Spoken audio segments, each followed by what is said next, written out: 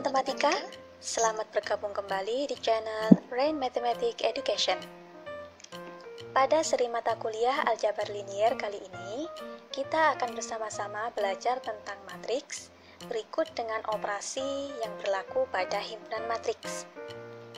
Oh ya, bagi kalian yang belum mensubscribe channel ini, jangan lupa tekan tombol subscribe-nya ya. Terima kasih dan selamat belajar.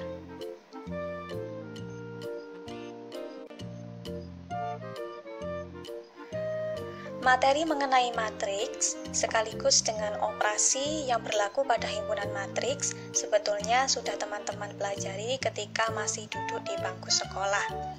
Nah, untuk sekedar mereview dan mengukur dari kemampuan dasar teman-teman terkait dengan materi ini, silakan teman-teman jawab pertanyaan-pertanyaan berikut ya.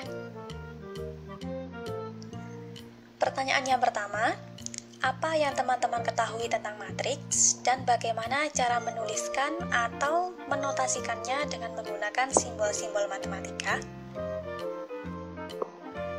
Pertanyaan yang kedua, apakah arti dari simbol huruf M kecil dan N kecil dalam notasi matriks A, M kali N?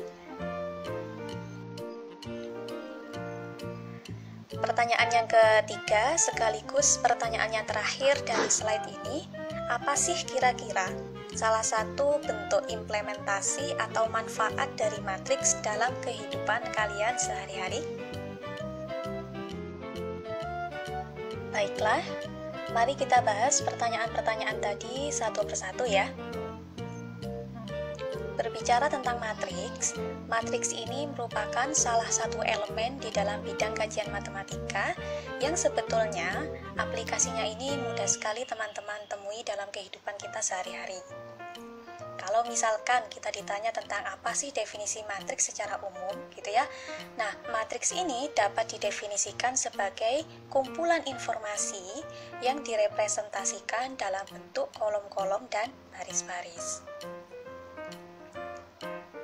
Contoh yang paling mudah dari matriks yang bisa kita temui dalam kehidupan kita sehari-hari diantaranya tabel harga makanan di swalayan, kemudian tabel rata-rata IPK lulusan gitu ya dalam waktu 3 tahun misalkan, kemudian tabel pertumbuhan tanaman jagung dalam 1 bulan dan sebagainya. Itu adalah salah satu contoh dari matriks-matriks, yaitu informasi, kumpulan dari informasi-informasi yang direpresentasikan dalam bentuk kolom-kolom dan baris-baris. Nah, apa sih kira-kira kegunaan dari matriks dalam aljabar linier? Dalam pengantar aljabar linier, matriks ini nantinya akan kita gunakan sebagai salah satu alat untuk mencari solusi dari sistem persamaan linier. Dalam notasi matematikanya, matriks ini disimbolkan dengan menggunakan huruf besar ya teman-teman, diingat-ingat, matriks disimbolkan dengan menggunakan huruf besar. Kemudian, isi dari matriks yang biasa kita kenal dengan istilah entry. Nah, entry-entry-nya ini dituliskan dengan menggunakan huruf kecil.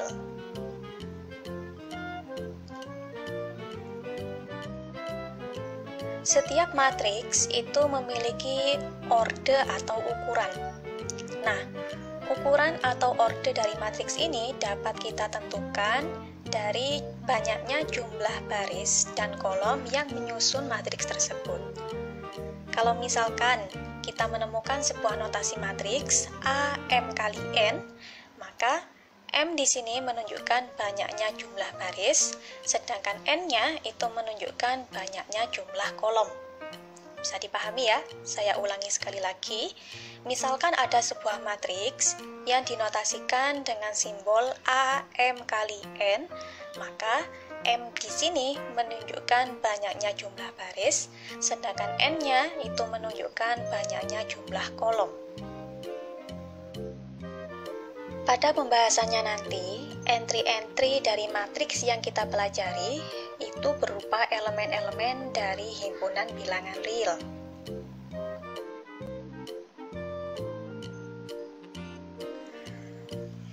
Untuk memperkuat pemahaman, silakan teman-teman perhatikan notasi dari matriks sebagai berikut. Saya punya matriks A, orde dari matriks A ini saya tentukan M kali N. Berarti A di sini memiliki M buah baris dan N buah kolom. Untuk entry-entry dari matriks A, saya simbolkan dengan A kecil, kemudian saya berikan indeks. Nah, indeks di sini maksudnya untuk apa? Jadi, pemberian indeks di situ bertujuan untuk menunjukkan posisi dari masing-masing entry-nya. Posisi di sini terkait dengan terletak di kolom berapa dan baris berapa, seperti itu maksudnya. Misal, saya tunjuk di situ entry-nya A11. Berarti A di situ posisinya terletak di baris pertama dan kolom pertama. Misalkan lagi saya tunjuk AM2. Berarti A di situ posisinya terletak di baris ke M dan kolom yang kedua. Seperti itu. Nah, entry-entry dari matriks A ini semuanya adalah elemen-elemen di dalam himpunan bilangan real. Kita notasikan dengan AIJ, di mana I dan J-nya tadi seperti yang saya katakan menunjukkan indeks. I di sini menunjukkan posisi dari barisnya, sedangkan J di sini menunjukkan posisi kolomnya. Karena barisnya sejumlah M, maka I berjalan mulai dari 1 sampai dengan M. Berikutnya sama juga dengan J, karena J di sini menunjukkan kolom ya, dan banyaknya kolomnya hanya sampai N, maka si J ini berjalan mulai dari 1 sampai dengan N.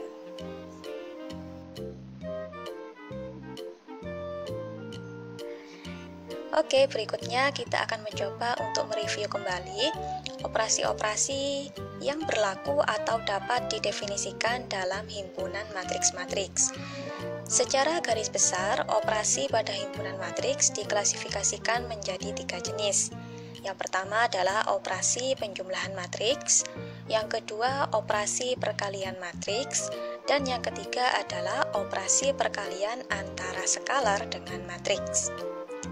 Dan tentu dari 3 macam operasi ini sudah teman-teman pelajari dulu di bangku sekolah. Nah, untuk mengingat kembali, silakan teman-teman jawab pertanyaan-pertanyaan berikut, kemudian tuliskan di dalam buku catatan masing-masing. Pertanyaan yang pertama, agar 2 buah matriks atau lebih dapat dijumlahkan, apakah syarat yang harus dipenuhi oleh matriks-matriks tersebut? Pertanyaan yang kedua, agar 2 buah matriks dapat dikalikan, maka apakah syarat yang harus dipenuhi oleh kedua matriks tersebut? Pertanyaan yang terakhir, bagaimanakah kondisi dari entry-entry di dalam sebuah matriks jika matriks tersebut dikalikan dengan skalar? Anggap misalkan skalarnya adalah K kecil, maka matriks-matriksnya akan menjadi seperti apa?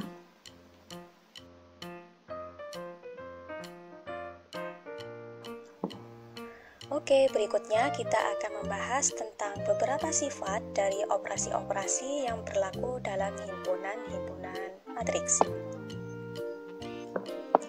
Sifat yang pertama kita kenal dengan hukum komutatif penjumlahan. Jika saya punya 2 buah matriks, anggap saja matriks A dengan matriks B, hasil penjumlahan dari matriks A dan B sama saja nilainya dengan hasil penjumlahan dari matriks B dan A. Sifat yang kedua kita kenal dengan istilah hukum asosiatif penjumlahan. Ketika saya punya 3 buah matriks ya, sebut saja matriks A, matriks B, dan matriks C. Ketika matriks B dan matriks C saya jumlahkan, kemudian matriks A saya jumlahkan dengan hasil penjumlahan dari matriks B dan matriks C tadi, maka nilai dari hasil penjumlahan yang terakhir ini akan sama saja dengan ketika saya menjumlahkan A dan B terlebih dahulu, baru kemudian hasilnya saya jumlahkan lagi dengan matriks C.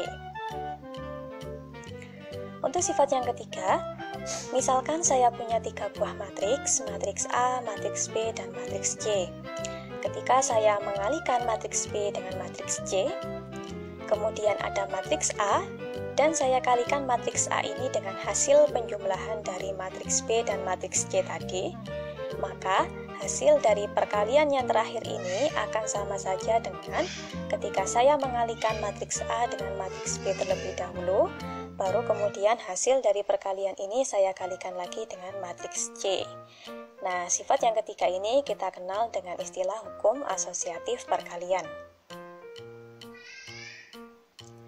Yang keempat, misalkan saya punya 3 buah matriks ya, matriks A, matriks B, dan matriks C. Matriks B dan matriks C saya jumlahkan. Kemudian ada matriks A, saya kalikan dengan hasil penjumlahan dari matriks B dan matriks C tadi, maka hasil perkalian ini akan sama saja dengan ketika saya mengalihkan A dan B, saya mengalihkan A dan C, kemudian hasil dari dua perkalian ini saya jumlahkan. Nah, sifat ini kita kenal dengan istilah hukum distributif kiri. Berikutnya hampir mirip dengan yang D ya, kita sebut dia dengan hukum distributif kanan, hanya berbeda di posisi matriks A-nya saja. Untuk sifat-sifat yang selanjutnya bisa teman-teman pahami sendiri ya, bisa dibaca-baca sendiri.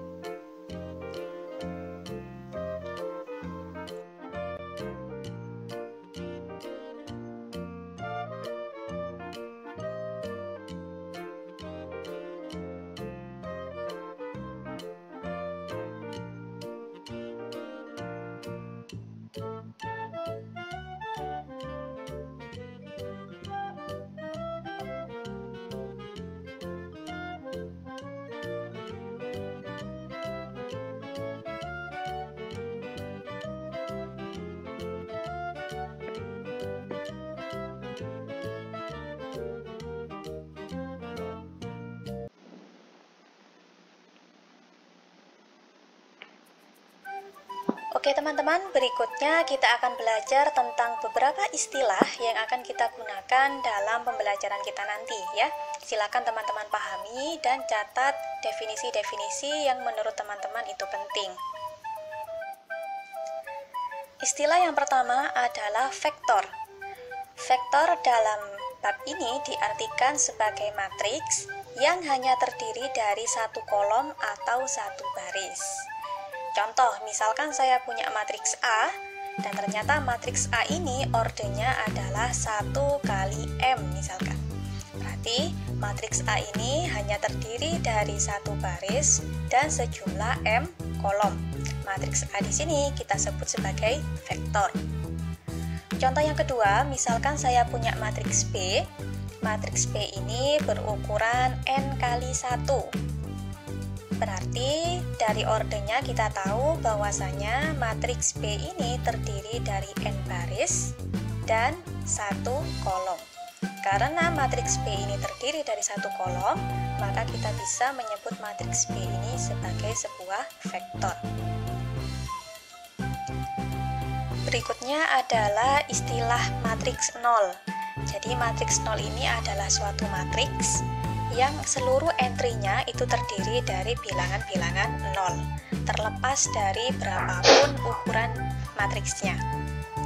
Nah, untuk notasi dari matriks 0 itu di buku dinotasikan dengan angka 0 gitu, tapi nanti agar tidak membingungkan teman-teman ya dalam membedakan ini matriks 0 atau angka 0.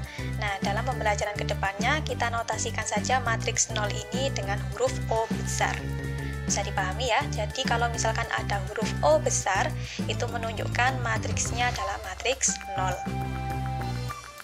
Terma berikutnya adalah elemen identitas. Elemen identitas ini adalah suatu elemen yang ketika dia dioperasikan dengan elemen lain di dalam suatu himpunan, maka hasil dari operasi tersebut adalah elemen lain tadi. Jadi kalau misalkan ada A, kita operasikan dengan elemen identitasnya, maka hasilnya adalah A itu sendiri. Bisa dipahami ya? Atau berlaku komutatif ya. Jadi misalkan ada elemen identitas, kemudian dioperasikan dengan A, maka hasilnya adalah A itu sendiri. Nah, kalau misalkan ada elemen yang memenuhi kriteria tersebut, maka kita sebut dia sebagai elemen identitas. Selanjutnya adalah terma elemen inverse. Nah, elemen inverse ini seperti apa? Jadi gambarannya seperti ini. Kalau misalkan saya punya suatu elemen, ya saya ambil sembarang di dalam suatu himpunan, misalkan elemen itu adalah A. Nah, si A ini kemudian saya operasikan dengan elemen inverse dari A. Maka hasil operasinya ini berupa elemen identitas. Atau berlaku sebaliknya ya, kalau misalkan ada suatu elemen inverse dari A, saya operasikan dia dengan A, maka hasil dari operasi tersebut adalah elemen identitas. Nah, elemen yang seperti tadi, ya memenuhi sifat seperti tadi, itu disebut sebagai elemen inverse. Untuk lebih detail tentang elemen identitas dan elemen inverse akan saya jelaskan setelah slide ini selesai ya. Selanjutnya adalah tentang matriks transpose. Teman-teman pasti sudah tidak asing kan ya dengan istilah matriks transpose. Jadi secara sederhananya matriks transpose itu adalah suatu matriks baru yang diperoleh dengan cara menukar elemen-elemen pada susunan baris menjadi elemen-elemen pada susunan kolom. Kalau misalkan saya punya matriks berukuran M kali N, maka transpose dari matriks tersebut berukuran N kali M. Seperti itu. Kalau misalkan ada matriks A berukuran 1 kali 5, maka ketika dia ditranspos ya, A transposnya berukuran 5 kali 1, seperti itu. Selanjutnya ada istilah inverse matrix ya. Kalau misalkan saya punya matriks A, kemudian inverse matrix dari A itu saya notasikan dengan A inverse. Nah, definisi dari inverse matrix itu bagaimana? Jikalau A ini nanti saya kalikan dengan A inverse-nya, maka akan diperoleh matriks identitas. Berikutnya adalah matriks invertible. Nah, matriks invertible ini adalah suatu matriks yang memiliki inverse. Yang terakhir adalah matriks singular. Nah, matriks singular ini adalah kebalikan dari matriks invertible. Kalau misalkan matriks invertible adalah suatu matriks yang memiliki inverse, maka matriks singular di sini didefinisikan sebagai suatu matriks yang tidak memiliki inverse.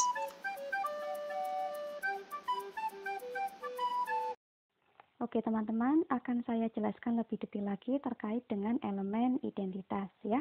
Ketika kita berbicara tentang elemen identitas, maka kita tidak boleh meninggalkan unsur-unsur penting yang harus didefinisikan terlebih dahulu ya. Jadi apa saja unsur-unsur itu? Yang pertama adalah harus ada himpunannya. Gitu, harus ada himpunan, kemudian harus ada operasi pada himpunan.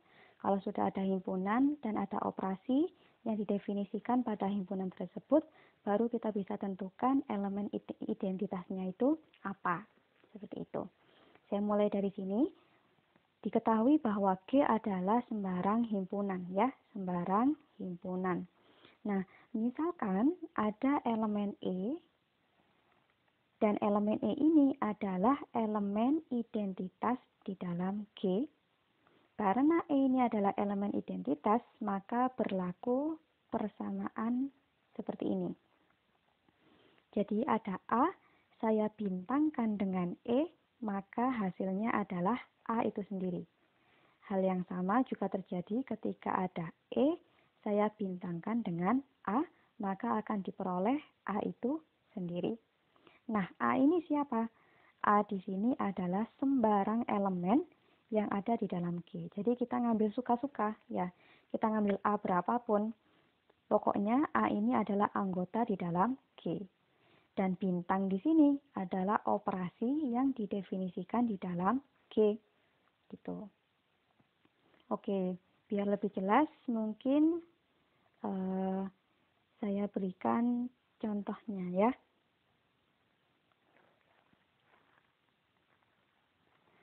Misalkan saya punya himpunan, himpunannya adalah bilangan bulat.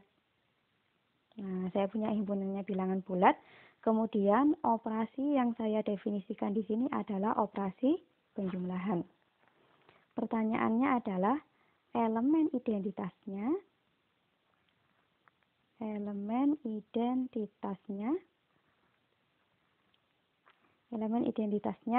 ini apa gitu ya. Nah, kira-kira apa?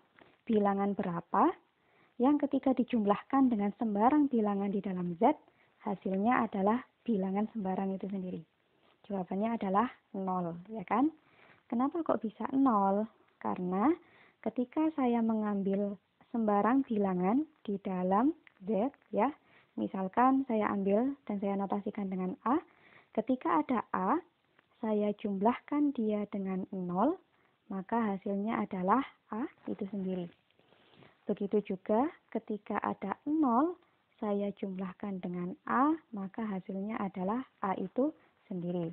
Sehingga dapat kita simpulkan bahwasanya 0 di sini adalah elemen identitas.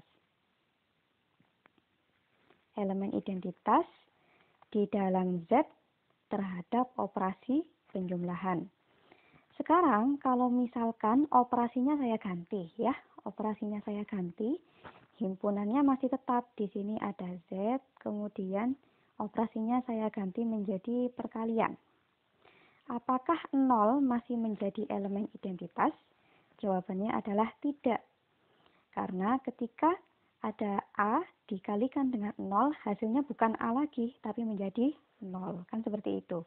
Maka kita cari bilangan-bilangan lain di dalam Z yang sekiranya ketika dia dikalikan dengan bilangan sembarang di dalam Z, hasilnya adalah bilangan sembarang itu sendiri. Kira-kira angka berapa yang memenuhi? Oke, jawabannya adalah angka 1. Ya, kenapa? Karena setiap kali saya mengambil sembarang elemen di dalam Z, misalkan saya notasikan dengan B ya, B ini adalah anggota dari Z. Ketika ada B, saya kalikan dengan 1, maka hasilnya adalah B itu sendiri, ya kan? Sama juga ketika ada 1, saya kalikan dengan B, maka hasilnya adalah B itu sendiri. Sehingga dapat kita simpulkan bahwasanya 1 ini adalah elemen identitas di dalam Z terhadap operasi perkalian. Ingat teman-teman, beda himpunan atau beda operasi itu bisa mempengaruhi jenis atau bilangan yang merupakan elemen identitasnya. Jadi nggak bisa dipukul rata ya. 0 ini memang benar dia elemen identitas, tapi hanya di operasi penjumlahan. Kalau sudah berbicara di operasi perkalian, 0 ini tidak menjadi elemen identitas lagi. Begitu juga dengan angka 1. Angka 1 ini adalah elemen identitas, tetapi berlakunya hanya di operasi perkalian. Ketika kita sudah berbicara dengan operasi penjumlahan, misalkan, maka angka 1 di sini sudah tidak berperan lagi sebagai elemen identitas. Jadi teman-teman harus teliti ya, terutama di bagian himpunannya, juga operasi yang didefinisikan dalam himpunan tersebut. Kira-kira bisa dipahami ya. Bagaimana dengan matriks? Misalkan saya punya himpunan matriks, apakah bisa ditentukan elemen identitasnya? Pertama, teman-teman harus menentukan dulu operasi yang didefinisikan dalam himpunan matriks itu apa. Misalkan operasi yang didefinisikan adalah penjumlahan, ya, adalah penjumlahan matriks, maka elemen identitas di situ adalah matriks 0. Ingat-ingat ya, matriks 0.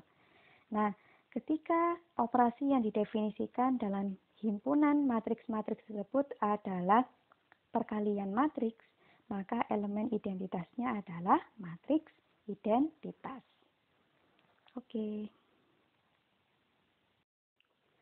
Oke, berikutnya akan kita bahas tentang elemen inverse ya.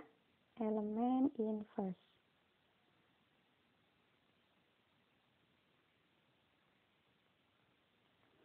Nah, untuk menentukan suatu elemen inverse, pertama kali kita harus mengidentifikasi dulu ya, himpunannya itu apa, kemudian operasi yang didefinisikan dalam himpunan itu apa, dan satu lagi, elemen identitas dalam himpunan itu apa. Jadi ada 3 hal yang perlu dipastikan terlebih dahulu, himpunan, operasi, kemudian elemen identitas. Misalkan ini saya punya himpunannya G ya, di mana G ini adalah himpunan sembarang. Kemudian operasi yang didefinisikan di dalam G misalkan sama seperti tadi, bintang ya. Kemudian elemen identitasnya adalah E. Misalkan saya mengambil sembarang A ya di dalam G, misalkan saya ambil pokoknya elemen sembarang lah di dalam G. Nah, A inverse disebut elemen inverse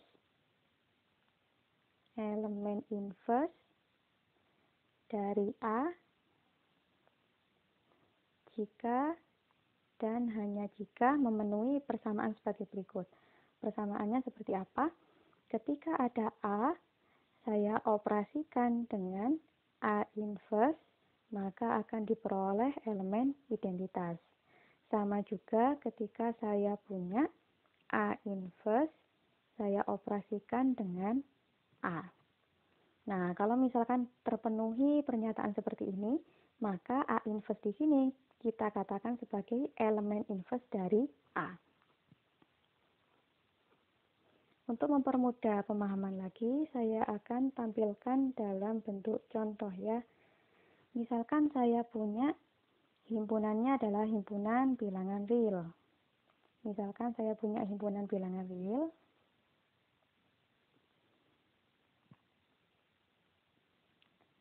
Himpunannya adalah bilangan real. Kemudian operasinya adalah penjumlahan. Sama saja ya dengan bilangan bulat, elemen identitasnya adalah 0. Nah, kemudian saya ambil sembarang elemen di dalam R, misalkan saya ambil 5.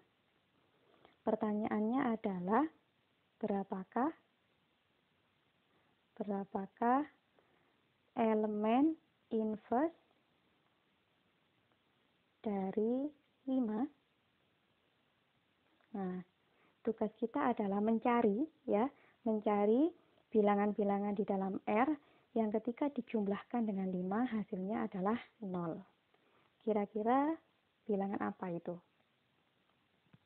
Jawabannya adalah minus 5.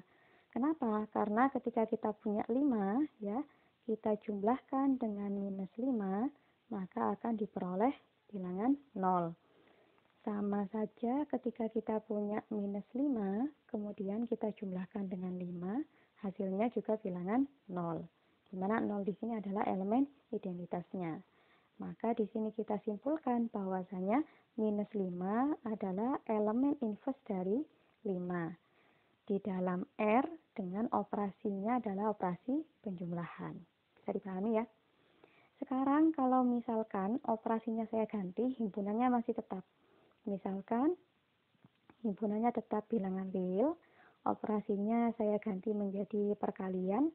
Kita tahu elemen identitasnya berapa tadi? 1 ya. Saya ambil sembarang elemen di dalam R, misalkan 5. Pertanyaannya sama seperti yang di atas, berapakah elemen inverse dari 5? Apakah jawabannya minus 5? Tentu bukan ya. Jadi kita cari angka-angka yang ada di dalam bilangan real yang ketika dikalikan dengan 5 hasilnya adalah 1. Maka jawabannya adalah 1/5. Kenapa kok bisa 1/5? Karena ketika kita punya 5 dan kita kalikan dengan 1/5 maka akan diperoleh angka 1. Sama juga ketika kita punya 1/5, kita kalikan dengan 5, kita peroleh angka 1.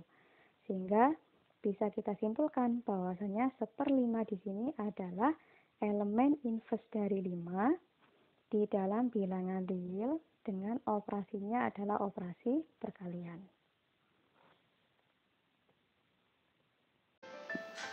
Oke teman-teman, pada bagian kali ini kita akan sedikit mengulas tentang hukum kanselasi pada bilangan.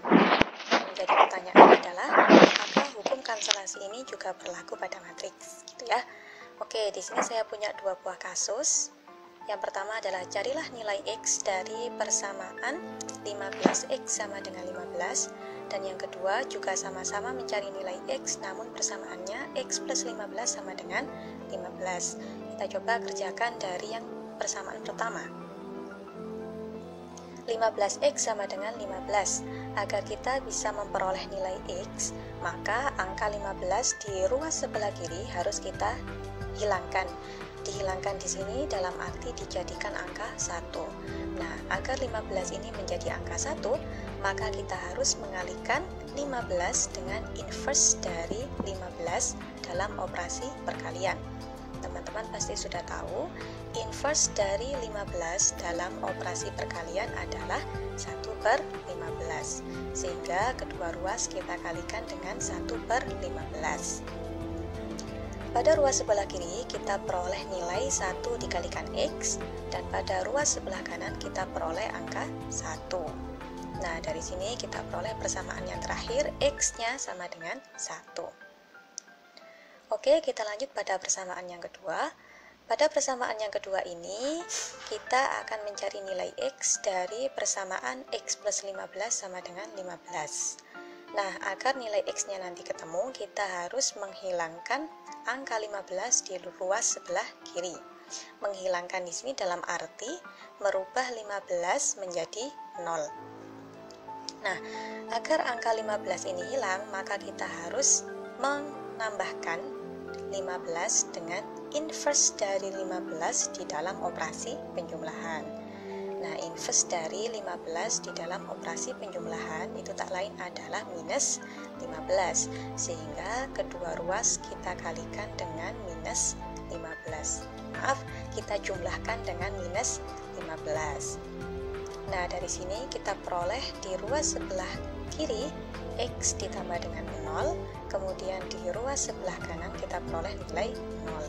Sehingga persamaan yang terakhir adalah X-nya bernilai sama dengan 0.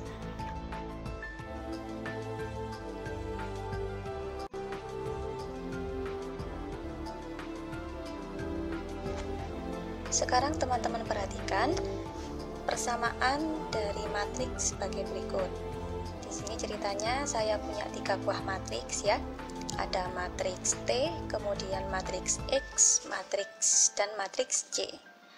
Ternyata hasil perkalian dari matriks TX itu sama dengan hasil perkalian dari matriks TC. Sekarang pertanyaannya adalah cari nilai dari matriks X. Kira-kira apa yang teman-teman lakukan kalau misalkan diberikan persamaan matriks seperti ini? Apakah mungkin teman-teman melakukan perhitungan seperti ini ya? Jadi T kita kalikan dengan inverse dari matriks T, sehingga nanti hasilnya adalah matriks identitas. Dan kemudian di ruas sebelah kiri kita peroleh X, di ruas sebelah kanan kita peroleh C. Sehingga kita simpulkan bahwasanya matriks X itu sama dengan matriks C. Apakah yang demikian ini selalu dapat terjadi? Atau selalu dapat dipastikan kebenarannya? Jawabannya adalah tidak. Sebagai contoh, ini sebagai ilustrasi saja ya. Silakan teman-teman perhatikan. Saya punya 3 buah matriks. Ada semuanya berukuran 2x2. Yang pertama entry-nya adalah 0, 1, 0, 2. Kemudian yang kedua entry-entry-nya 1, 1, 3, 4. Dan yang terakhir entry-entry-nya 2, 5, 3, 4.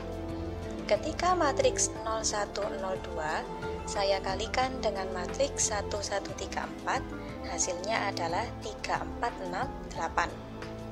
Di sisi lain, ketika matriks dengan entry-entry 0, 1, 0, 2 saya kalikan dengan matriks dengan entry-entry 2, 5, 3, 4, hasilnya juga berupa matriks dengan entry-entry 3, 4, 6, 8.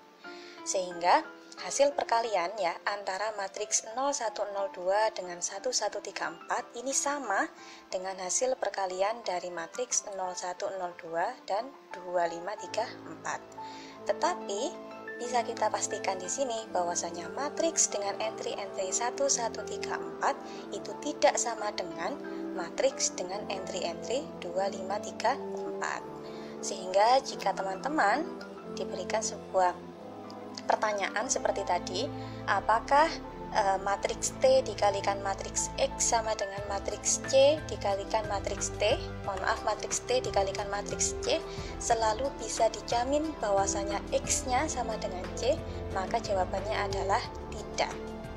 Itu jika kita berbicaranya di area matriks ya, bukan di bilangan.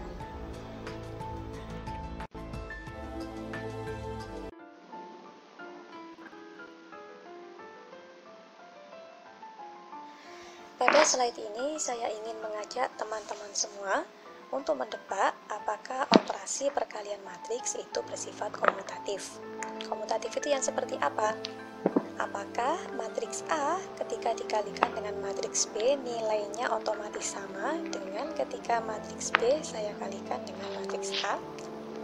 Lebih singkatnya seperti ini, apakah AB sama dengan BA? Oleh karena itu, silakan teman-teman jawab pertanyaan-pertanyaan berikut, kemudian rumuskan kesimpulannya dan tuliskan di buku catatan masing-masing. Pertanyaan yang pertama, misalkan saya punya matriks A, ordenya adalah M kali N, kemudian saya juga punya matriks B, ordenya N kali K. Silakan teman-teman hitung nilai dari matriks A dikalikan matriks B dan matriks B dikalikan dengan matriks A. Kira-kira berapakah orde dari AB dan berapakah orde dari BA? Pertanyaan yang kedua, misalkan saya punya matriks A dengan ukuran M kali N, kemudian saya juga punya matriks B dengan ukuran N kali M, maka hitung nilai dari matriks AB juga matriks BA. Tentukan orde dari matriks AB dan orde dari matriks BA. Pertanyaan yang terakhir, misalkan saya punya matriks A berukuran 2 kali 2 dengan entry-entrynya 1, 1, 2, 2. Saya juga punya matriks B sama-sama berukuran 2 kali 2 dengan entry-entrynya 0, 3, 1, 0.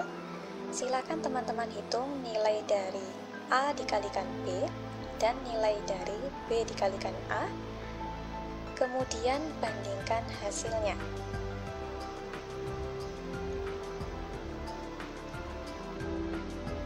Nah, dari pertanyaan 1, 2, dan 3, apa yang bisa teman-teman simpulkan? Apakah operasi perkalian pada matriks itu bersifat komutatif? Jika tidak bersifat komutatif, alasannya seperti apa?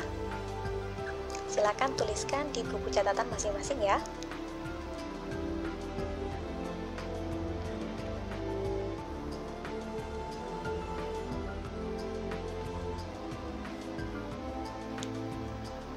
Oke, berikutnya tentang sifat-sifat dari matriks transpos. Perhatikan yang pertama, jika saya punya matriks A, kemudian saya transposkan sebanyak 2 kali, maka hasil dari 2 kali transpos ini adalah matriks A itu sendiri. Bisa dipahami ya? Untuk yang berikutnya, misalkan nih saya punya 2 buah matriks ya, matriks A dan matriks B, saya jumlahkan, hasilnya kemudian saya transposkan. Nah, hasil dari transpos ini ternyata sama saja dengan ketika A saya transposkan, kemudian B saya transposkan, dan hasil dari 2 transpos ini kemudian saya jumlahkan. Hal ini juga berlaku untuk pengurangan ya, jadi ketika ada A min B, kemudian ditransposkan, nah ini hasilnya sama saja dengan ketika A ditransposkan, B ditransposkan, kemudian hasil dari A transpos dikurangi dengan B transpos. Untuk yang ketiga, misalkan saya punya skalar K, saya kalikan dengan matriks A. Hasil dari perkalian ini kemudian saya transposkan. Nah, ternyata hasil dari transpos ini sama saja dengan ketika K saya kalikan dengan A transpos. Artinya seperti ini. A saya transposkan, kemudian dikalikan dengan skalar K. Seperti itu. Berikutnya yang terakhir, ketika matriks A dan matriks B ini saya kalikan, kemudian hasilnya saya transposkan, ternyata nilai dari transpos ini sama saja dengan ketika A saya transposkan, B saya transposkan, kemudian B transpos saya kalikan dengan A transpos, seperti itu. Berikutnya adalah tentang sifat-sifat dari matriks 0. Ketika saya punya matriks A, kemudian saya jumlahkan dengan matriks 0, maka hasil dari penjumlahan ini adalah matriks A itu sendiri. Begitu juga sebaliknya, jika saya punya matriks 0, kemudian saya jumlahkan dengan A, maka hasil dari penjumlahannya adalah matriks A itu sendiri. Sehingga dalam kasus ini, kita bisa menyebutkan bahwa matriks 0 adalah elemen identitas di dalam himpunan-himpunan matriks dengan operasi binernya adalah penjumlahan. Seperti itu. Untuk yang berikutnya, yang kedua, kalau ada matriks A, kita kurangkan dengan matriks A, maka hasilnya adalah matriks 0. A minus A ini sebetulnya adalah A dijumlahkan dengan minus A, seperti itu. Sehingga dalam kasus yang B ini, kita menyebut minus A sebagai elemen inverse dari A dalam operasi penjumlahan. Kenapa? Karena ketika ada A dijumlahkan dengan minus A, hasilnya adalah matriks 0, dan matriks 0 ini adalah elemen identitasnya. Bisa dipahami ya? Berikutnya, kalau saya punya matriks 0, kemudian dijumlahkan dengan minus A, atau di sini saya notasikan 0 matriks 0 dikurangi dengan matriks A, maka hasilnya adalah matriks minus A. Seperti itu. Berikutnya yang terakhir, kalau ada matriks A, saya kalikan dengan matriks 0, maka otomatis hasilnya adalah matriks 0. Begitu juga ketika ada matriks 0, saya kalikan dengan matriks A, maka hasilnya adalah matriks 0.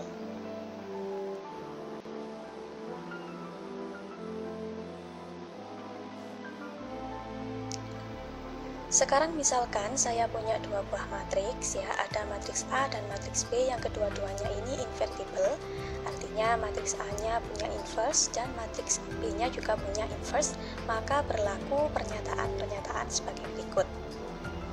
Yang pertama, matriks inverse dari A dan B bentuknya adalah tunggal ya, cuma satu. Jadi A inverse itu tunggal, begitu juga dengan B inverse. Yang kedua, misalkan A inverse, saya inversekan lagi, atau dalam arti seperti ini, A saya inversekan sebanyak 2 kali, maka hasilnya adalah matriks A itu sendiri. Untuk yang ketiga, ketika ada inverse dari matriks A, kemudian saya transposkan, nah hasil dari transpos ini sama saja dengan ketika ada matriks A, kemudian ditransposkan, kemudian dicari inverse-nya. Bisa dipahami ya? Jadi, A inverse transpose itu sama saja nilainya dengan A transpose inverse. Untuk yang keempat, misalkan saya punya A inverse, saya kalikan dengan A inverse, saya kalikan lagi dengan A inverse sampai sejumlah n kali, atau dalam notasi matematikanya adalah A inverse pangkat n ya, itu artinya sama saja dengan A pangkat n, kemudian saya cari inverse-nya. Untuk yang berikutnya, ketika matriks A saya kalikan dengan matriks B, kemudian hasilnya ini saya cari inverse-nya, maka hasilnya akan sama saja dengan B inverse dikalikan dengan A inverse. Dan yang terakhir, kalau misalkan saya punya skalar K dan matriks A, kemudian skalar K ini saya kalikan dengan matriks A, hasilnya kemudian saya cari inverse-nya, maka inverse dari KA ini akan bernilai sama dengan 1 per K, di mana K-nya adalah skalar, dikalikan dengan A inverse.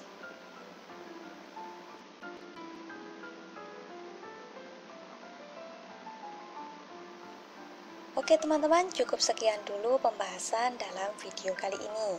Ada kurang lebihnya, saya mohon maaf ya. Nantikan video-video berikutnya. Jangan lupa klik tombol like dan subscribe-nya ya. Terima kasih.